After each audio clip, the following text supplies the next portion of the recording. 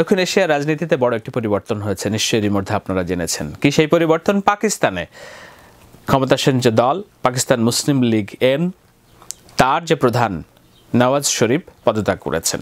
The ruling follows accusations relating to the Panama Papers published 2 years ago, in which Mr. Sharif's 3 children were implicated. He and his family deny any wrongdoing. পাকিস্তানের supreme court সর্বসম্মতভাবে রায় দিয়েছে যে তিনি অত্যন্ত অসজ্জন এবং দুর্নীতিগ্রস্ত ব্যক্তি, তার আর ক্ষমতায় থাকার অধিকার নেই। এই রায়ের পর তার পদত্যাগটাই আসলে একমাত্র উপায় ছিল, সেটি তিনি করেছেন, তিনি পদত্যাগ করেছেন। আর এর মাধ্যমে পাকিস্তানের রাজনীতিতে আবার নতুন একটি পট পরিবর্তনের সুযোগ তৈরি হয়েছে বলে আলোচনা হচ্ছে। The PMLN party are still in power. They will have the opportunity to nominate a new leader next week. It's not clear who that could be. There's been some suggestion it could be his brother. কি সেই সুযোগ? ইমরান খানের নেতৃত্বে আসার সুযোগ। আমি সেই আলোচনা এখন করছি, তবে তার আগে আরও একটু বিস্তারিত জানিয়ে রাখি। সেটি হলো, এই নওয়াজ শরীফ এর আগে যখন ক্ষমতায় ছিলেন, সেনা বাহিনীর প্রধান পারভেজ মোশাররফ তাকে হটিয়ে ক্ষমতা নেন। তিনি প্রায় কয়েক বছর ক্ষমতা দখল করেছিলেন। এরপরে যে নির্বাচন হয়েছে, এরপরে নির্বাচনে ভুট্টো, জুলফিকার আলী ভুট্টোর মেয়ে বেনজির ভুট্টো, তার যে দল, সেই দল ক্ষমতায় ছিল।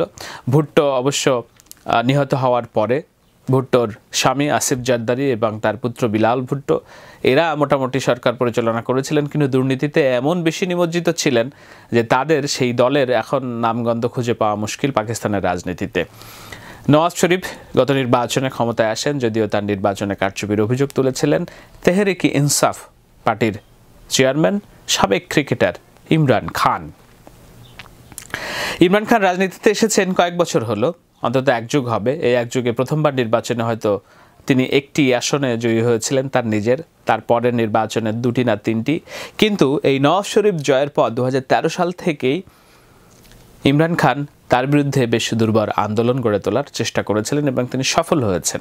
2013 के इलेक्शन से शुरू हुई और उसके बाद खास तौर पे जो 126 दिन धरने के थे, जिसमें हर किस्म की मुश्किलात से हम गुजरे, वो एक जद्दोजहद, और फिर उसके बाद अब तकरीबन 1.25 साल से पैनामा के लिए असेंबली के अंदर से शुरू हुए, सड़कों से होते हुए, सुप्रीम कोर्ट से होते हुए हम यहाँ पहुँचे हैं।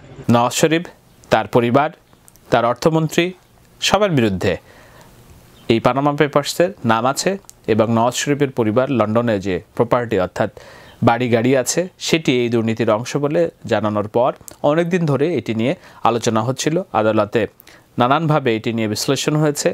এর আগে এই একই বছর অর্থাৎ 2017 সালের জুলাইয়ের 15 তারিখের দিকে একটা রায়, এই যে রায়ের, সেটি রায়ের দিনক্ষণ ঠিক করা হয়। তবে তারও আগে একবার একেবারে পতন হয়ে যাবে একটা ভাব, কিন্তু বিচার বিভাগ বলেছিল যে না, ঠিক আছে, দেখা যাক, তার বিরুদ্ধে আইন চলছে এবং ক্ষমতায় থাকবে না কি না থাকবে, তার বিরুদ্ধে যে এই তদন্ত চলছে, তদন্তের পরেই দেখা যাবে। নতুন যে তদন্ত হলো, সেই তদন্তে তাকে দুর্নীতিগ্রস্ত হিসেবে রায় দেওয়া হয়েছে এবং নওয়াজ শরীফ চলে গিয়েছেন। কি হবে এখন পাকিস্তানের ভাগ্য বলা যায় না। সেখানে আরও 1 বছর ক্ষমতায় থাকার কথা ছিল নওয়াজ শরীফের, সেটি আপাতত তিনি থাকতে পারছেন না। তবে তার পুত্র কন্যাদের কারোরই আসলে এই নতুন দায়িত্বে আসার সম্ভাবনা কম, কেননা আদালত তাদের বিরুদ্ধেও তদন্ত এবং দুর্নীতির ভুক্তভোগী বলে, সুবিধাভোগী বলে রায় দিয়েছে। সম্ভবত তার ভাই বেলুচিস্তানের যে প্রদেশের গভর্নর, তিনি সম্ভবত ক্ষমতা আসবেন, এটি ধারণা করা হচ্ছে। उम्मीद रखता था कि एक दिन हमारा मुल्क भी वो एक अजीम, वो जो ख्वाब थी इलामा इकबाल की, उस तरफ जाएगा। मुझे आज बड़ी खुशी है कि उस पाकिस्तान की बुनियाद रखी गई है। তো যাই হোক, আপাতত সেটা 1 বছরের জন্য। 1 বছর পর নির্বাচন, সেই নির্বাচনে নতুন করে ইমরান খানের ক্ষমতায় আসার সুযোগ তৈরি হয়েছে বলে তিনি দাবি করছেন, তার সমর্থকরা ভাবছে এবং পাকিস্তানের বিশ্লেষকরা বলছেন। ইমরান খান বলছেন নওয়াজ শরীফের এই পতনের মধ্যে দিয়ে নয়া পাকিস্তান গঠনের একটা সুযোগ তৈরি হয়েছে। मैं कहता हूं कौम को कि क्यों ये आपकी बहुत बड़ी जीत है। देखें इस मुल्क को जो तबाही, आज हम तबाही के किनारे पे खड़े हैं, हम मकरूज हैं, पाकिस्तान की तारीख में एक साल में फौरन कर्जा कभी इतना लिया ही नहीं गया जो इस साल लिया गया। Hello, this is Shahed Alam. আমি আশা করি আমার এই আলোচনা পর্যালোচনা আপনাদের ভালো লেগেছে। যদি ভালো লেগে থাকে তাহলে এই চ্যানেলটি সাবস্ক্রাইব করুন। আমি এই ধরনের আলোচনা ভবিষ্যতে আরো অব্যাহত রাখতে চাই।